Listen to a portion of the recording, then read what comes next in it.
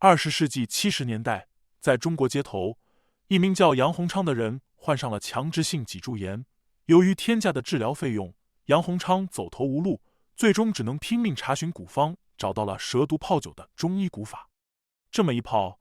不仅治好了杨洪昌的病，还让中国诞生了一名超级蛇王。从古至今，中国就讲究360行，行行出状元。古往今来，捞偏门赚大钱的人也有无数。普通人想要赚大钱，最快的方式就是捞偏门。虽然中国从秦汉时期开始就有养蛇这一说法，但当时蛇并没有被发现有什么经济价值，一般都是贵族养来做宠物的。因为蛇在中国传统文化中被视为神圣的动物，象征着生殖、智慧和变化。在中国文化中，创造人类的女娲和伏羲全都是人首蛇身的神明，因此蛇一直以来都被中华民族视为神秘的动物。直到中国改革开放前后，才被人逐渐发现养蛇也可以作为一门生计。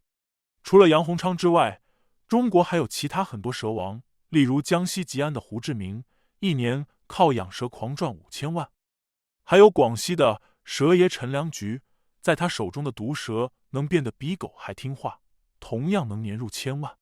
当然，把养蛇这一行彻底发扬光大，并且形成最初产业链的，还是这位蛇王杨洪昌。下面我们就先来讲这位蛇王的故事。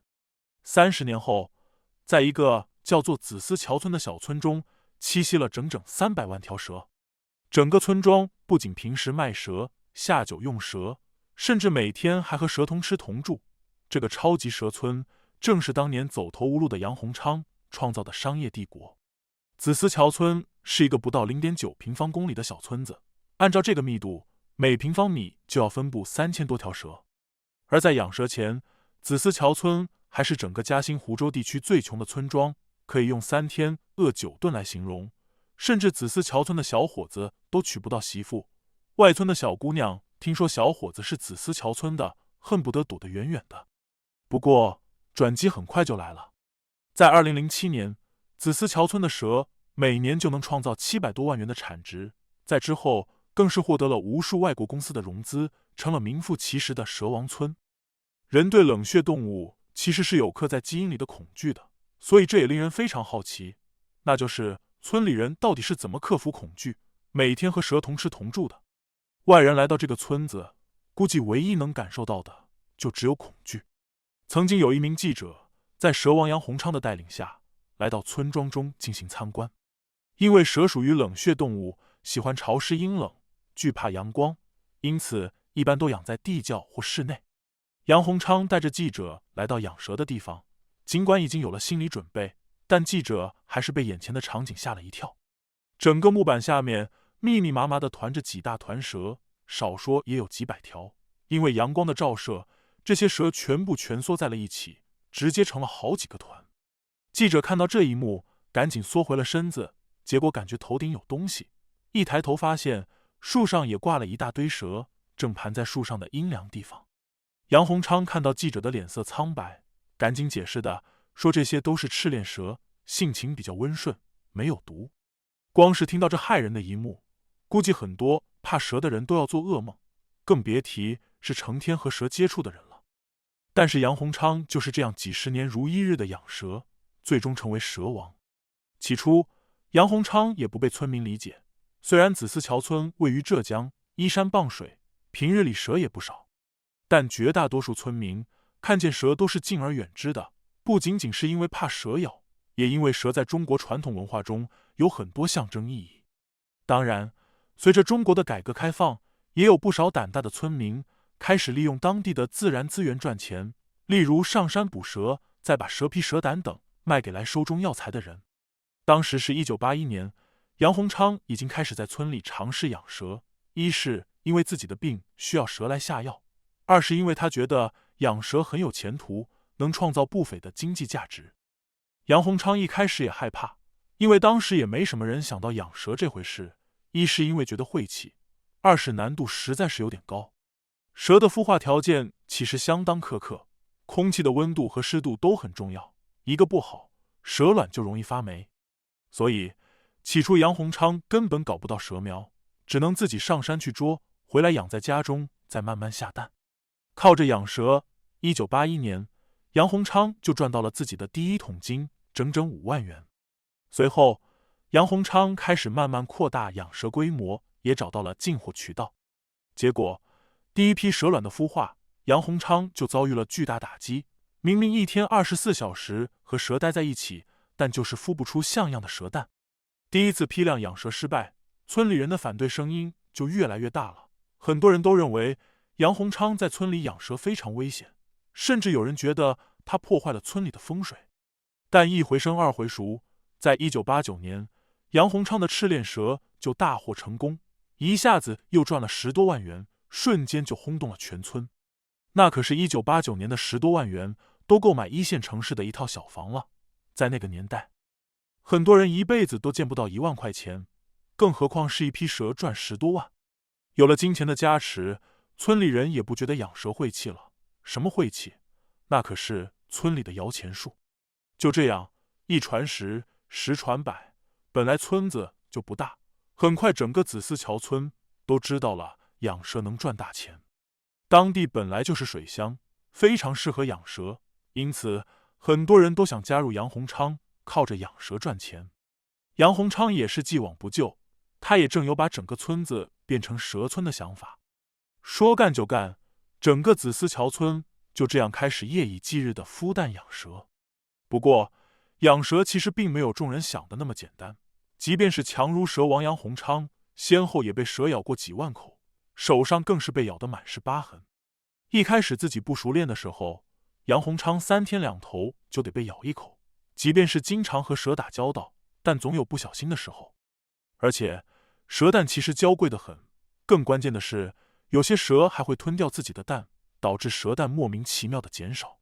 起初，杨洪昌就遇到了这个大麻烦，买来的4万多枚蛇蛋，没用1个上午就少了2000多枚。杨洪昌纳闷了很久，因为蛇窝是完全密闭的，不可能出现丢蛋的情况。杨洪昌观察了半天，最终发现下蛋的蛇有很大一部分会把自己的蛋吞掉，所以干脆在嘴巴上缝2针，等收完了蛇蛋，再把蛇的嘴巴放开。这样有2个好处，一是蛇不会偷偷吃蛋了，二是在收蛋的时候也不用担心突然被蛇咬一口。但是很快杨洪昌就又发现了一个问题，蛇蛋的孵化也是大难题。第一次，杨洪昌用纸箱孵化，下面放土，上面盖草，中间放上蛇蛋，结果过了几天，发现蛇蛋几乎全都扁了。因为蛇蛋的壳比较软，所以坏了也不会像鸡蛋那样从外面看不出，而是整个瘫软在土上。杨洪昌一摸，软掉的蛇蛋都是干的，原来杨洪昌给土壤中加的水全都被纸箱吸收了。这次杨洪昌吸取了教训，用起了不吸水的泡沫箱，铺上保水能力强的沙土、蛭石等，这下才成功孵化。第2年的时候，杨洪昌的蛇孵化率就已经非常高了，1万多枚的蛇蛋孵出了6000多条小蛇。到了第3年的时候，孵化率再次提高，4万多枚蛇蛋孵出了37000条蛇，孵化率高达90%以上。有了杨洪昌的成功经验，子思桥村整个村都开始养蛇。子思桥村只有150户人家，600多人，却养活了300多万条蛇，平均1个人就能养5000多条蛇。这是一个非常庞大的工作量，每人一天要喂5000条蛇，并且每天给蛇浇水、清理蛇窝，还要随时当心被咬，工作压力非常大。当然，养蛇的收入也非常可观。根据杨洪昌介绍，最贵的蛇白娘子1条就能卖10万元，1条金黄蛇能卖到1万，5步蛇能卖到1000。而且，这还是2011年的数据。在杨洪昌手中，蛇可谓全身是宝。刚出生的小蛇可以制成胎蛇，其他的蛇成年后可以提取蛇毒，之后还可以泡酒，蛇胆可以单独卖钱，蛇身上的东西还能制成胶囊。当然，最值钱的东西还是蛇毒，一般能卖上几百元1克，每条蛇都能反复提取多次蛇毒，每次能提取个1至2克。提取蛇毒其实是个很危险的过程，其实就是让蛇咬在容器上，并且注射毒液，这叫做咬敏去毒法。本来操作起来就很麻烦，因此被咬也是经常事。久而久之，整个子思桥村的村民都练成了处理蛇毒的绝技，被毒蛇咬后会第一时间割开皮肉放血，然后用止血带箍紧被咬的位置，迅速打车去医院打抗毒血清。不是他们不想自备抗毒血清，是因为这东西需要低温储存，还需要是明等，否则子思桥村早就家家户户囤积血清了。像杨洪昌就曾经被五步蛇咬过，就是因为处理得当，最终没什么大碍。被蛇咬了的确是很疼，但到了赚钱的时候，大家也就都忘了养蛇的艰辛。一般来说，一池子的毒蛇能够提取出大概一整瓶矿泉水体量的蛇毒，也就是500克左右。村民会将蛇毒做成冻干粉，随后卖给来收蛇毒的制药厂。一瓶子的蛇毒能卖上数万元，这是一笔不菲的经济收益。根据杨洪昌所说，每年子思桥村的养蛇总收入都能到3、4千万，平均到每个人头上也有6万多元。要知道，在这之前，子思桥村是10里8乡的穷村，方圆几百里都没有比这更穷的村庄。但是在杨洪昌的带领下，子思桥村很快就富了起来，养蛇发家的技术也传遍了10里8乡，子思桥村的小伙子也成了10里8乡的抢手货。而且子思桥村不仅自己养蛇，其养蛇技术更是享誉国际，甚至还把技术出口到了韩国。在子思桥村把养蛇行业做大后，杨洪昌也想尽办法把村里的蛇制品进行商业化。因为蛇泡酒、蛇胆这些东西归根结底还属于中药，而且味道实在是一言难尽。杨洪昌自己也喝过蛇酒，也吃过胎蛇研磨的粉，据他所说，那个味道实在是太苦太腥，常人根本不可能受得了。即便是放在药材里，蛇制品也是1顶1的难吃，想要商业化就必须做出改变，不可能让消费者直接吃这个味道。机缘巧合之下，杨洪昌结识到了一个做美容行业的朋友，他看到泰国的蛇类制品都是制成胶囊的，并且深受当地喜爱。子思桥村有着这么好的资源，如果制成各种成品，一定能大获成功。说干就干，杨洪昌花了200多万搞定了各种设备，并且通过了中国的 GMP 认证，同样把各种蛇制品做成了胶囊。而这个朋友则利用自己做美容时候的人脉以及宣传能力，帮杨洪昌成功占领了不少市场。杨洪昌的胶囊在国内成功后，子思桥村的蛇村名声也传遍了世界。为此，韩国广播公司也专门来到了子思桥村进行采访。这段采访在韩国播出了，引起了许多韩国商人的兴趣。韩国的一家公司直接找上门来，要和子思桥村进行合作。子思桥村也派人把技术交给了韩国，并且帮助这家企业在韩国建设了一个1万平方米的养蛇场地。至此，子思桥村算是彻底火出了国内。这家公司的蛇制品在韩国也取得了不小的成功。为此，杨洪昌还自学了不少韩语，就为了和韩国的客户打交道。但是，随着时代的进步，子思桥村的情况也发生了一些变化。如今的子思桥村早就没了当时家家户户养蛇的盛况。现在的不少年轻人还是觉得蛇太恐怖，根本下不去手和蛇打交道。子思桥村养蛇的人数也锐减到了不到30%。但尽管是这样，这些人每年还是能为子思桥村创造高达1亿元的经济收入。就算是减小了养殖规模，子思桥村也是如今的蛇王村。如今全球70%以上的蛇类养殖产业在中国，而子思桥村就包揽了1/3的份额。并且子思桥村如今不仅仅是生产蛇制品，还开始养宠物蛇，并且开始发展村里的旅游业。在子思桥村旅游，你可以近距离的接触各种蛇，甚至还可以看着工作人员给毒蛇取毒。如果你胆子足够大，还可以穿上靴子，走进池塘内亲自抓蛇，把蛇盘在自己的脖子上。平日里你只听过名字的各种毒蛇，在这里全都能看到，什么五步蛇、竹叶青、眼镜蛇，在活蛇博物馆里全都能看见。而且你还可以亲手摸到蛇蛋，并且亲手把蛇蛋放进沙土中，等待蛇蛋的孵化。这种和蛇近距离的体验，如今在全世界都是非常少见的，也就只有子思桥村的旅游能做到如此大胆。不仅如此，子思桥村还和浙江大学等高校进行合作，一同研究各种蛇毒加工技术。不过，中国的蛇村可不仅有子思桥村一个，养蛇致富的人比比皆是，只不过子思桥村实在是太有名，掩盖了他们的光芒。2000年，在中国江西省吉安市新干县，也有这样一名养蛇的年轻人，他叫做胡志明。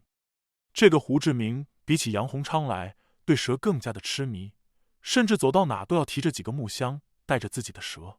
胡志明一开始只是当地政府的一个临时工，收入非常少。偶然之间，胡志明看到当地专门抓蛇的人卖给了蛇贩子一条2斤重的蛇，赚了100多元。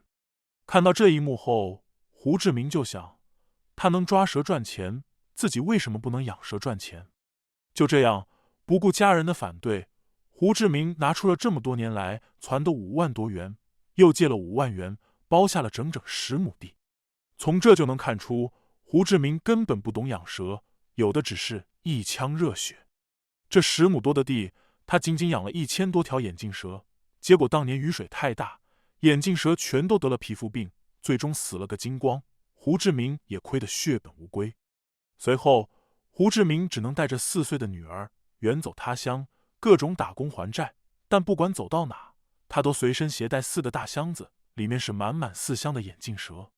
也正是他这种不放弃，让他再次嗅到了机会。在广东打工的时候，胡志明有事没事就往蛇市跑，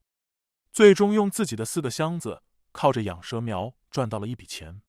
再加上打工攒的，胡志明终于还清了债，又想尽办法和弟弟凑了20万元，继续回到老家养蛇。此时是2004年，这次胡志明有了经验，蛇房也搭起来了，几乎是24小时和蛇同吃同住。村里人都认为胡志明养蛇养傻了，都说他要蛇不要家，是个蛇痴。不过这次的胡志明大获成功，第1年的蛇就长势喜人，所有人都以为他要卖钱的时候，胡志明直接心一横，今年不卖了，蛇都留下当种蛇，继续扩大养殖规模。第2年的时候，胡志明终于大获成功，光是蛇蛋就整整卖了100万，加上蛇毒什么的，总共收入了300-400万。随后，胡志明继续扩大养殖规模，带着全村人开始养蛇，由他提供技术，并且统一回收蛇制品。至此，蛇吃就成了胡志明在当地的代号。到了2012年，胡志明带领的养蛇团队1年的销售额可达6000万元，他也成了中国江西省有名的养蛇大户。无独有偶，在中国江西还有一位蛇爷，名字叫做陈良菊。据说眼镜蛇见了他都能像狗一样听话，而且蛇爷还开创了先例，养了所有人都不敢养的5步蛇，并且一养就是数千只。蛇爷从小就生活在山里，每天和各种蛇打交道。但是蛇爷年轻的时候没有创业的机会，直到退休之后才开始和蛇打交道。